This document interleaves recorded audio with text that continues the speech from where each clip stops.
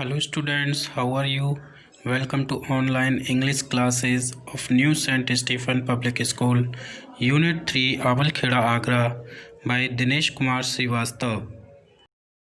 Students, today in this video we are going to study the fourth chapter from the book Vistas, and the name of the chapter is The Enemy, and the writer of this chapter is Pearl S. Buck. And student, this is the fifth video of this chapter. तो students, शुरुआत करते हैं वहीं से जहाँ से हमने अपना पिछला वीडियो एंड किया था। तो I thought they had come to arrest you, she said. तो सी माने हना ने कहा कि मुझे लगा या मैंने सोचा कि वो तुम्हें अरेस्ट करने के लिए आए थे। तो ये कब की बात है? जब एक व्यक्ति एक पुलिस यूनिफॉर्म में वहाँ पर आया था हना के घर, और हना को ये लगा कि ये डॉक्टर को गिरफ़्तार करने आया है, उसके हस्बैंड को, क्योंकि शायद उसके नौकरों ने जाकर के पुलिस में रिपोर्ट कर दी है। लेकिन वो ओल्ड जर्नल की तरफ से आया था। ओल्ड जर्नल को कोई प्रॉब्लम थी और उसी की वजह से वो डॉक्टर को बुलाने के लिए आया था। He gaze down into her anxious eyes. तो डॉक्टर सदाओ ने उसकी जो एनेक्सेस आइज थी, चिंतित आँखें थी हना की, उनकी तरफ गेज करके देखा, यानी टकटकी लगाकर घूर कर देखा। I must get rid of this man for your sake, he said in distress. उसने बड़े ही दुखी मन से बोला कि तुम्हारी खातिर मुझे इस आदमी से छुटकारा पा लेना चाहिए, मैं इस आदमी को छोड़ दूंगा। Somehow I must get rid of him, किसी न किसी तरह से मुझे इस आदमी को छोड़ना है। Sadao goes to see the general. फिर ऐसा कह के फिर वो जनरल से मिलने के लिए, जनरल को देखने के लिए जाता है। Of course the general said weekly. और जब जनरल वहाँ पहुँचता है तो वो कहता है, जनरल के पास जब सदाओ पहुँचता है तो जनरल बड़े ही वीकली, बड़े कमजोरी सी आवाज़ में वो बोलता है, of course I understand fully. वास्तव में मुझे पूरी तरह से मैं समझता हूँ, but that is because I once took a degree in Princeton, so few Japanese have. और यही कारण है कि मैंने एक बार प्रिंसटन में एक डिग्री हासिल की थी, जैसा कि, और ऐसा बहुत ही कम जैपनीज़ करते हैं। I care nothing for the man excellency, Sadao said. तो सदाओ ने कहा कि मैं, एक्सीलेंसी महाराज या महामहिम कह सकते हैं, मुझे आदमी की चिंता नहीं है, मैं उसकी परवाह नहीं करता हूँ। But having operated on him with such success, लेकिन इतनी सफलता के साथ उस पर जो मैंने ऑपरेशन किया है, ऑपरेशन को सफलतापूर्वक करने के बाद, मतलब यहाँ पर ओल्ड जनरल को शायद सब पता चल गया है, क्योंकि उसने एक बार लेटर लिखा था अपने डेस्क में और वो लेटर वो वहीं छोड़ कर के आया गया था। तो शायद जनरल को वो लेटर मिल गया था, तो उसने सारी बातें, कहानियाँ पढ़ ली थी। तो यही बात हो रही है। तो वो ये कहना चाह रहा है कि मैंने उस आदमी को इतनी सफलतापूर्वक ऑपरेट किया है, तो मुझे ये मन नहीं करता कि मैं उसको आर्मी को सौंप दूँ। तो यस द जनरल सेड। तो जनरल ने कहा, हाँ, it only makes me feel you more indispensable to me. यानी मुझे तो केवल इतना महसूस होता है कि तुम मेरे लिए मोर इंडिस्पेंसिबल हो, यानी अति आवश्यक हो। Evidently you can save anyone. ये बात स्पष्ट है कि तुम किसी को भी बचा सकते हो। यू आर सो स्किल्ड, तुम इतने स्किल्ड हो, इतने निपुण हो। You say you think I can stand one more such attack as I have had today. तुम क्या कहते हो, क्या सोचते हो कि क्या मुझे इस तरह का एक और अटैक अगर पड़ता है तो क्या मैं स्टैंड कर पाऊँगा, क्या मैं संभल पाऊँगा?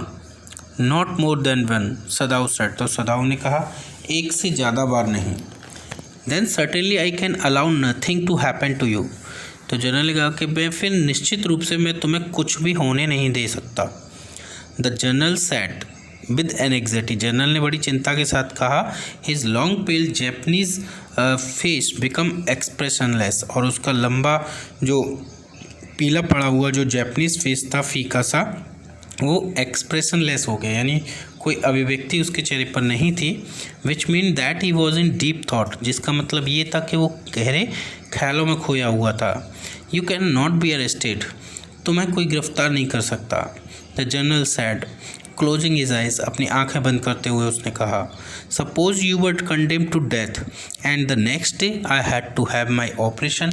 मान लो तुम्हें मृत्यु की सज़ा मिल गई, मृत्युदंड दे दिया गया और उसके अगले ही दिन मुझे ऑपरेशन की ज़रूरत पड़ गई, तो there are other surgeons excellency. तो डॉक्टर ने कहा, महामहिम दूसरे डॉक्टर्स भी तो हैं, सदाओं ने सुझाव देते हुए कहा। तो none I trust, general replied, general ने उत्तर दिया कि मुझे किसी पर विश्वास नहीं है। The best ones have been trained by Germans, यानी जो बेस्ट वन हैं, जो सब सर्वोत्तम हैं, सबसे अच्छे हैं, उनको जर्मन्स के द्वारा ट्रेन किया गया है। And would consider the operation successful even if I died, और वो ऑपरेशन को सक्सेसफुल समझेंगे अगर मैं मर भी गया तो।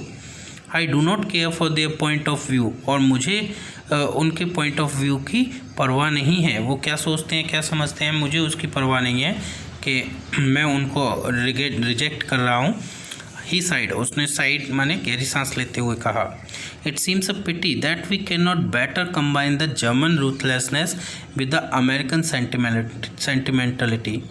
तो उसने कहा कि इट सीम्स अ पिटी, यानी बड़ी ही दुख की बात है कि हम जो जर्मन रूथलेसनेस है, यानी जर्मन जो रूथलेसनेस का मतलब अशिष्टता, निर्ममता, और अमेरिकन सेंटिमेंट, यानी अमेरिका की जो भावुकता है, उन दोनों को एक साथ कंबाइन नहीं कर सकते। Then you could turn your prisoner over to execution, और अगर ऐसा होता तो तुम अपने प्रिजनर को, अपने कैदी को एग्जीक्यूशन के लिए, मरने के लिए छोड़ सकते थे। And yet I could be sure you would not murder me, और मुझे फिर भी विश्वास है कि तुम मेरा मर्डर नहीं करते वाइल आई वॉज अनकॉन्शियस, जबकि मैं अनकॉन्शियस होता, यानी बेहोश होता। द जनरल लाफ्ड, जनरल ने ये बात हंसते हुए कही। He had an unusual sense of humour, उसके अंदर एक असामान्य सा सेंस ऑफ ह्यूमर था। As a Japanese could you not combine these two foreign elements, और उसने कहा एक जैपनीज होने के नाते आप इन दोनों एलिमेंट्स को, जो कि फॉरेन एलिमेंट्स हैं, उनको कंबाइन नहीं कर सकते। ही आस्क्ड, उसने उससे पूछा क्या कर सकते हो। सदाऊ स्माइल्ड, सदाऊ मुस्कुराया। I am not quite sure, he said, और उसने कहा कि मुझे पूरा विश्वास तो नहीं, but for your sake I would be willing to try excellency. तो उसने कहा लेकिन महाराज मैं आपकी खातिर ये करने की कोशिश करूँगा। The general shook his head, general ने अपना सिर हिलाया। I had rather not to be the test case, और मैं कोई टेस्ट केस नहीं बनना चाहता। टेस्ट केस का मतलब जिसका फ्यूचर में भी इस्तेमाल किया जा सके। ही सेड, उसने कहा, he felt suddenly weak and overwhelmed with the care of his life, वह अपने जीवन की जो परवाह है उसके कारण अचानक वीक और ओवरवेल्म्ड महसूस करने लगा था। As an officials in times such as these, क्योंकि इन समय में, ऐसे समय में जब when repeated victory brought great responsibility all over the south of Pacific, जब रिपीटेड विक्ट्रीज़ ने, जो लगातार प्राप्त होती हुई जो विजय थी युद्ध में, उन्होंने बड़ी बड़ी जिम्मेदारियों को ले आई थी। ये जो विजय हैं all over the south Pacific, जो कि पूरे साउथ पैसिफिक में जो विजय प्राप्त की गई हैं, तो उनकी वजह से बहुत बड़ी बड़ी जिम्मेदारियां जो आ गई थी उसके जीवन में, तो उसकी वजह से वो काफ़ी कमज़ोर महसूस करने लगा था। It is very unfortunate that this man should have washed up on your door step, और ये बड़ा ही अनफॉर्चुनेट है, बड़े ही दुर्भाग्य की बात है कि ये आदमी वॉश्ड होकर के तुम्हारे डोर स्टेप पर पहुंच गया। ही सैड इरिटेबली, उसने बड़े ही चिड़चिड़े स्वभाव से कहा। I feel it so myself, Sadao said gently, Sadao ने भी जेंटली तरीके से कहा कि हाँ मैं भी ऐसा महसूस करता हूँ। It would be best if he could be quite killed, the general sad, तो जनरल बोला कि ये अच्छा होगा अगर इसको चुपचाप मार दिया जाए, ख़त्म कर दिया जाए। Not by you but by someone who does not know him, आपके द्वारा नहीं, जनरल बोला डॉक्टर से कि डॉक्टर तुम्हारे द्वारा नहीं, बल्कि किसी ऐसे व्यक्ति के द्वारा जो इसे उसको जानता ना हो। I have my own private assassins, और मेरे पास अपने मेरे आदमी हैं। एसेसेंस का मतलब एक तरह से हत्यारे हैं। Suppose I send 2 of them to your house tonight, और बेटर एनी नाइट, मान लो कि मैं अपने उन 2 आदमियों को, मेरे पास जो भी आदमी हैं उनमें से 2 को मैं आज रात तुम्हारे घर भेज दूं, या फिर किसी और रात भेज दूं। You need know nothing about it, तुम्हें इसके बारे में जानने की ज़रूरत भी नहीं होगी कि मैं कब उसको भेज दूँगा और कब काम हो जाएगा। इट इज़ नाउ वॉर्म, अब थोड़ा सा गर्मी हो गई है। What would be more natural than that you should leave the outer partition of the white man's room open to the garden while sleep. तो वो कहता है what would be more natural, यानी ये कितना स्वाभाविक होगा कि अगर तुम अपने आउटर पार्टीशन का, उस कमरे के जहाँ पर तुमने उस वाइट मैन को, गोरे आदमी को रखा है, उसके आउटर पार्टीशन को जो कि गार्डन में खुलता है, उसको खुला छोड़ दो जब वो रात में सोता है तब, तो हमारा काम आसान हो जाएगा। तो डॉक्टर कहता है certainly it would be very natural. सदाव agreed, सदाव ने एग्री होकर के कहा कि निश्चित रूप से ये बिल्कुल नेचुरल होगा। In fact it is so left open every night, और वास्तव में ये हर रात ऐसे खुला ही रहता है। गुड, द जनरल सेड, तो जनरल बोला ये तो और भी अच्छी बात है, योनिंग करते हुए, जमाई लेते हुए। They are very capable Assassin's, और वो कहते हैं वो बड़े ही कैपेबल मानी योग्य एसेसिन हैं। दे मेक नो नॉइज़, और वो कोई भी शोर नहीं करते हैं। And they know the trick of inward bleeding, और वो आंतरिक ब्लीडिंग यानी अंदर से ही चुपचाप मर्डर करने की जो ट्रिक है उसको जानते हैं। If you like I can have even have them remove the body, और अगर तुम चाहो तो मैं जो बॉडी है यानी उसको मारने के बाद उसकी जो लाश होगी उसको भी वहाँ से हटवा दूंगा। सदाव कंसीडर्ड, सदाव ने थोड़ा विचार किया। That perhaps would be the best excellency, और उसने कहा कि महामहिम ये तो और भी अच्छी बात होगी। ही एग्रीड थिंकिंग ऑफ हाना, वो हाना के बारे में सोच करके सहमत हो गया। He left the general's presence then and went home, फिर वो जनरल के घर से वहाँ से निकल दिया और अपने घर की ओर चला। थिंकिंग ओवर द प्लान, अपने प्लान के बारे में सोचते हुए। In this way the whole thing would be taken out of his hands, और इस तरीके से सारी चीज़ें उसके हाथ से निकल जाएंगी। उसने सोचा वो फ्री हो जाएगा। He would tell Hana nothing, और उसने सोचा कि वो हाना को भी कुछ भी नहीं बताएगा। Since he would be timid at the idea of assassins in the house, क्योंकि वो घर में जो हत्या होने की विचार से काफ़ी सहम जाएगी। And yet certainly such persons were essential in an absolute state such as Japan was, और फिर उसने सोचा कि और निश्चित रूप से इस तरह के लोग आवश्यक हैं एक एब्सोल्यूट स्टेट में, एक निरंकुश राज्य में, जैसे जिस कंडीशन में जापान था उस तरह की स्टेट में। How else could rulers deal with those who oppose them, क्योंकि अगर ऐसा ना हो तो फिर कैसे एक रूलर, एक राजा उन लोगों से डील करेगा, उन लोगों से निपटेगा जो उसका विरोध करते हैं। He refuse to allow anything but reason to be the atmosphere of his mind, उसने अपने माइंड के एटमॉस्फेयर में सिवाय रीज़न के यानी तर्क के और कोई भी जैसे भावुकता वगैरह, इमोशन वगैरह नहीं आने दिया।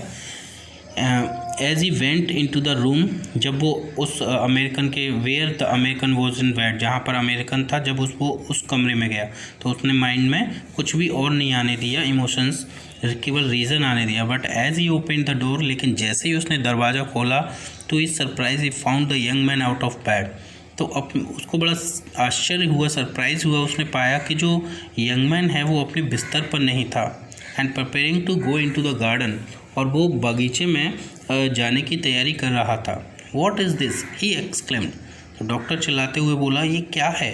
Who gave you permission to leave your room, तुम्हें किसने परमिशन दी तुम्हारा कमरा छोड़ने के लिए।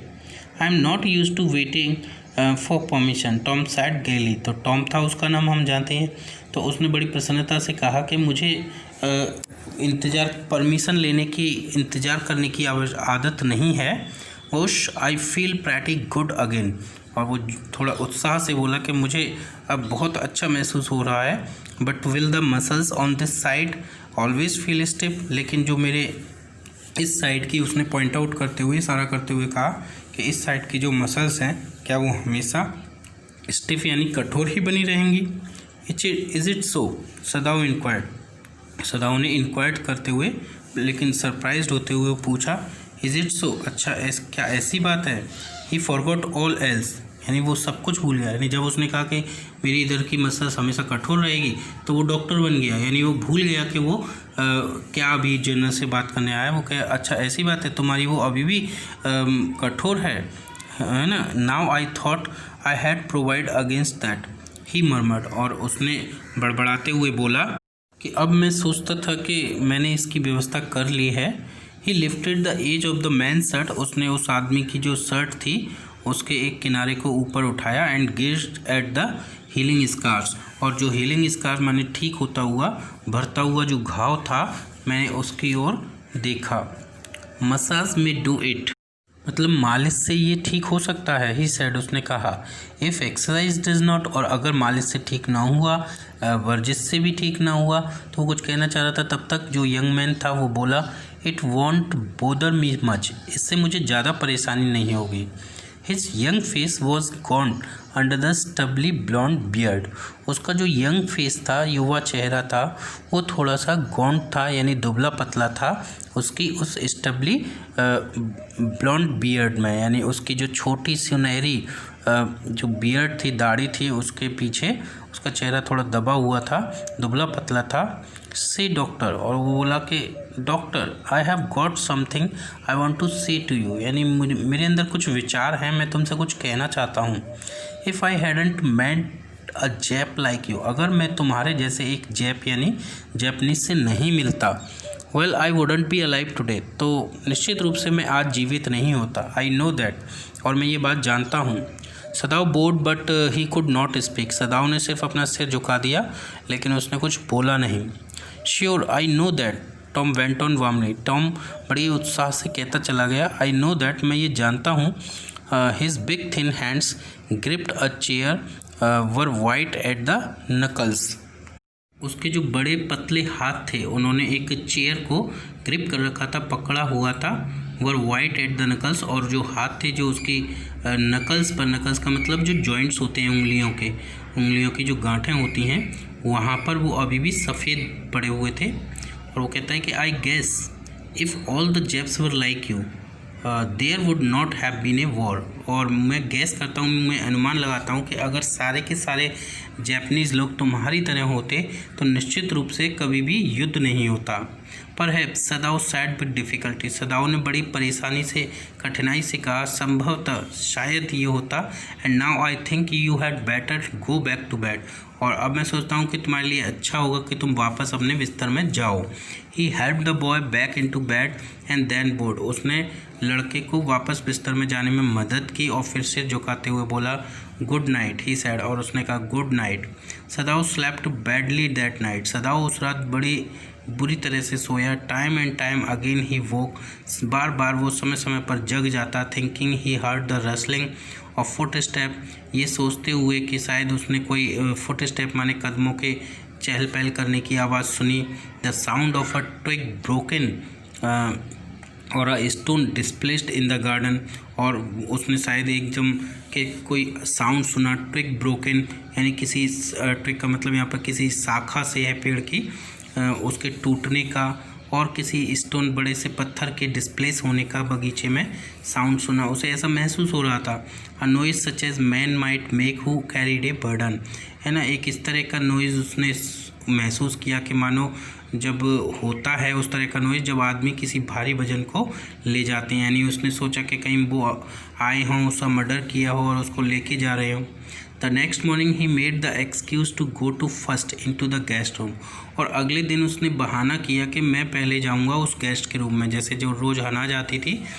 If the Americans were gone he then could simply tell Hana that so the general had directed, और अगर अमेरिकन वहाँ से चला गया होगा तो वो हाना को बिल्कुल वही बता देगा जो जनरल ने डायरेक्ट किया था, यानी जो जनरल ने उसको बताया था। But when he open the door he saw at once that there on the pillow was the shaggy blond head, लेकिन जैसे ही उसने दरवाज़ा खोला तो उसने देखा तुरंत ही कि वहाँ वहीं बिस्तर पर उसके पिलो पर, जो पिलो उसने रखा हुआ था, वही शैगी ब्लॉन्ड हेड था, यानी वो सुनहरे भूरे बालों वाला, वो झबरे से बालों वाला वो व्यक्ति वहाँ पर था। He could hear the peaceful breathing of sleep, और वो उसकी बड़ी शांति से जो सोते समय जो सांस लेते हैं उसको आसानी से सुन रहा था। And he close the door again quietly, और उसने फिर चुपचाप से दरवाजे को बंद कर दिया। He is asleep he told Hana, और उसने बाहर आकर के हना को बताया कि वो अभी सो रहा है। He is almost well to sleep like that, वो कहता है वो इस तरह से इसलिए सो रहा है कि शायद वो अब ठीक हो गया है। What shall we do with him? हना whispered her old refrain, और हना ने अपनी वही पुरानी बात जो है दोहराते हुए बोली कि हम उसका अब क्या करेंगे। सदाओ shook his head, सदाओ ने अपना सिर हिलाया। I must decide in a day or two, मैं 1-2 दिन में इस बात का निर्णय ले लूँगा। He promised, उसने वादा करते हुए कहा। But suddenly he thought, लेकिन अचानक ही उसने सोचा, the second night must be the night, तो उसने सोचा कि दूसरी जो रात है वो ज़रूर वो रात होगी जब जो जनरल ने कहा है वो काम होगा। There rose a wind that night, और उस रात एक हवा उठी, यानी कि तेज़ हवा चलने लगी। And he listen to the sounds of bending boughs and whistling partisans, और उसने सुना, एक साउंड सुना, क्या सुना, कई साउंड सुने, बैंडिंग बोस का यानी शाखाओं के झुकने का, एंड विस्लिंग पार्टीसन्स, और जो पार्टीसन्स होते हैं, जो पार्टीशन उसके कमरे में लगा हुआ था, उनके खिसकने का जो आवाज़ है वो भी उसने सुना, या फिर कहें कि किसी सीटी के बजने जैसा उसने आवाज़ सुना। हना वोक टू, और हना भी जाग गई। Ought we not to go and close the sick man's partition सियास, और उसने डॉक्टर से पूछा कि क्यों ना हम जाएं और जो सिक मैन के रूम का जो पार्टीशन है उसको क्लोज कर दें। नो, सदाओ सेड, तो सदाओ बोला नहीं, he is able now to do it for himself, और वो बोला कि अब वो ये काम खुद ही कर सकता है, हमें क्या ज़रूरत है जाने की। But the next morning the American was still there, पर अगले दिन जो अमेरिकन था वो अभी भी वहीं था, वो उसको कुछ नहीं हुआ। Then the third night of course must be the night, फिर डॉक्टर ने सोचा कि निश्चित रूप से जो तीसरी रात है वो वही रात होगी। The wind change to quite rain and garden was full of the sound of dripping eaves and running springs, तो जो विंड थी वो अब चेंज हो चुकी थी रेन में, और जो गार्डन था उसका बगीचा वो फुल हो गया था, भर गया था। किससे भर गया था? जो साउंड ऑफ ड्रिपिंग ईव्स था, जो छतों के किनारों से टपकने वाला जो पानी, टप टप करता हुआ जो पानी था उसके आवाज़ से, और रनिंग स्प्रिंग्स, और जो एक तरह से बहते हुए झरने से जो पनाले वगैरह चलने लगते हैं, पानी छतों से नीचे गिरने लगता है, उनकी आवाज़ से वो भर गया था, वो साउंड आ रहा था। Sadao slept a little better, Sadao पहले से थोड़ा अच्छा सोया। But he woke at the sound of a crash and leap to his feet, लेकिन अचानक ही एक धमाके की आवाज़ से वो उठ गया और उछल करके खड़ा हो गया। What was that? Hana cried, तो हना चीखते हुए बोली, ये क्या था? The baby woke at her voice and began to wail, और उसका जो बच्चा था वो भी उसकी आवाज़ सुन करके जाग गया और जोर जोर से रोने लगा। आई मस्ट गो एंड सी, और हना बोली कि मैं चाहती हूँ और देखती हूँ। But he held her and would not let her move, लेकिन डॉक्टर ने उसको रोक लिया और उसको जाने नहीं दिया। सदाओ, सी क्राइड, वो चिल्लाते हुए बोली, Sadao what is the matter with you, आखिर तुम्हें हो क्या गया है? Don't go, he मटर्ड, don't go, तो वो बड़बड़ाते हुए बोला कि मत जाओ तुम। His terror infected her and C stood breathless, उसका जो भय था उससे वो काफ़ी प्रभावित हुई और वो खड़े होकर वहीं जो है ब्रीथलेस हो गई, हाफती रही और वेटिंग माने इंतज़ार करने लगी। देयर वॉज ओनली साइलेंस, फिर वहाँ पर बिल्कुल खामोशी छा गई। Together they crept back into the bed, the baby between them, और दोनों ने क्या किया कि बच्चों को अपने बीच में लेकर वो बीच में लेटा लिया, और जो बेबी था उनके बीच में ही आ गया और वो बिस्तर पर दोनों वापस चले गए। Yet when he open the door of the guest room in the morning there was the young man, लेकिन फिर भी जब अगले दिन सुबह जब डॉक्टर ने गेस्ट रूम का जो दरवाज़ा खोला तो उसने देखा कि आदमी अभी भी वहीं था। ही वॉज़ वेरी गे, वह बड़ा ही खुश था, एंड हैड ऑलरेडी वॉश्ड, और वो अपने आप ही पहले ही नहा चुका था। And was now his on his feet, और अब वो अपने पैरों पर ही खड़ा हुआ था, यानी खड़ा हुआ था। He had asked for a razor yesterday, उसने कल एक रेजर के लिए पूछा था, रेजर मांगा था। एंड हैड शेव्ड हिमसेल्फ, और उसने अपने आप को शेव कर लिया था, जो बड़ी हुई दाढ़ी थी वो उसने बना ली थी। And today there was a faint colour in his cheeks, और अब उसके जो चीक्स थे, उसके जो गाल थे, उन पर एक फेंट कलर था, यानी मतलब वो हल्के से साफ और फेंट धुंधले से दिखाई दे रहे थे। या कहें कि उसके चेहरे पर मतलब सेविंग होने के बाद में थोड़ा सा फेंट कलर जा चुका था, थोड़ी सी लाली दिखाई दे रही थी, चेहरा उसका गुलाबी सा अच्छा सा दिख रहा था।